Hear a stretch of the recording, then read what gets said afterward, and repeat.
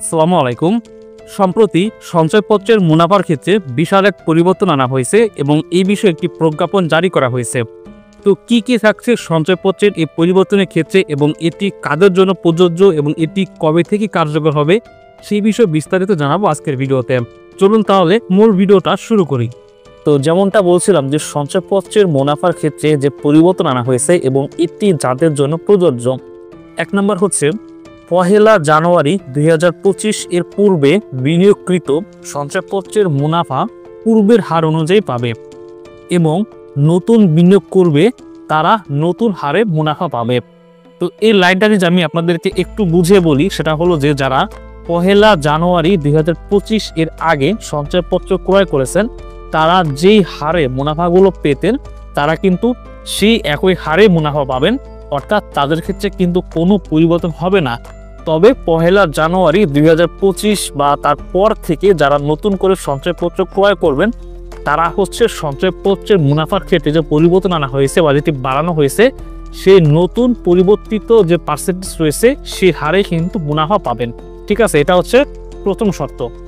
2 নম্বর শর্ত হচ্ছে পূর্বের কেনা কিন্তু অটো রিনিউ করেছেন তারা যদি 1 জানুয়ারির পরে রিনিউ হলে নতুন এই রেট পাবেন।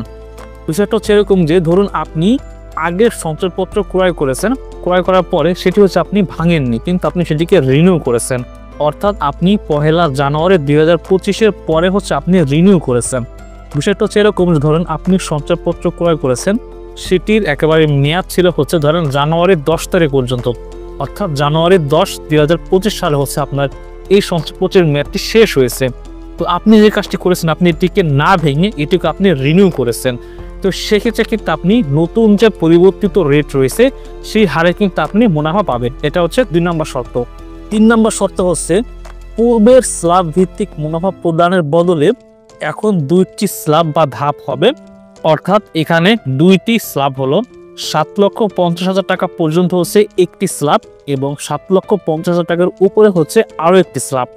ধরুন আপনি 7,40,000 টাকা হচ্ছে আপনি সঞ্চয়পত্র ক্রয় করেছেন, সেক্ষেত্রে হচ্ছে আপনি একটি স্ল্যাব পাবেন, ধরুন আনুমানিক আপনি 10% করে পাবেন, এবং আপনি ধরুন 7,60,000 টাকার হচ্ছে আপনি সঞ্চয়পত্র ক্রয় করেছেন, সেক্ষেত্রে কিন্তু হচ্ছে আপনি ইন্টারেস্ট রেট একটু বেশি পাবেন, ধরুন আপনি 11% বা 12% আপনি ইন্টারেস্ট পাবেন। অর্থাৎ এটা হচ্ছে আপনাদেরকে বোঝানোর সুবিধার্থে।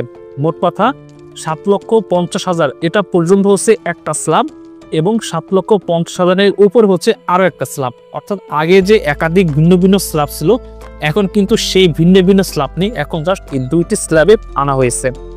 4 নম্বর শর্ত হলো 6 মাস পর পর এই রেটটা পরিবর্তন হবে। অর্থাৎ ধরুন আপনি যখন সঞ্চয়পত্র ক্রয় করেছেন তখন সেটির রেট ছিল 8%, 6 মাস পরে সেটির রেট বেড়ে 9% হতে পারে, আবার কমে কিন্তু 7% হতে পারে।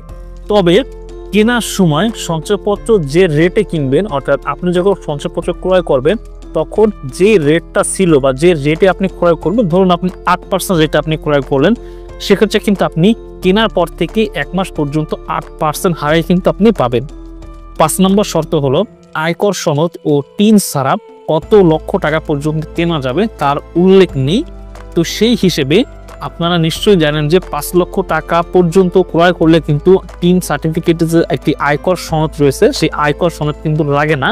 যদি 5 লক্ষ টাকার উপরে ক্রয় করেন সেক্ষেত্রে কিন্তু টিন সার্টিফিকেট জমা দেওয়ার একটি আয়কর সনদ রয়েছে, সেটি কিন্তু লাগে।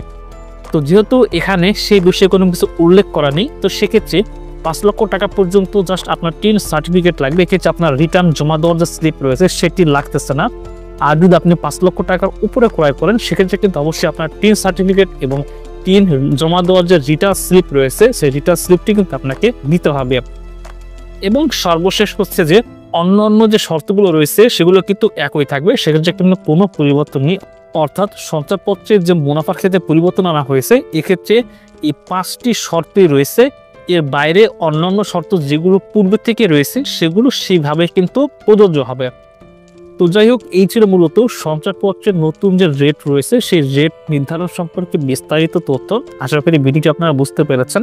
যদি ভালো লাগে তাহলে অবশ্যই লাইক দিবেন এবং চ্যানেলটি সাবস্ক্রাইব করবেন। আজকে পর্যন্তই, সকলে ভালো থাকবেন। খোদা হাফেজ।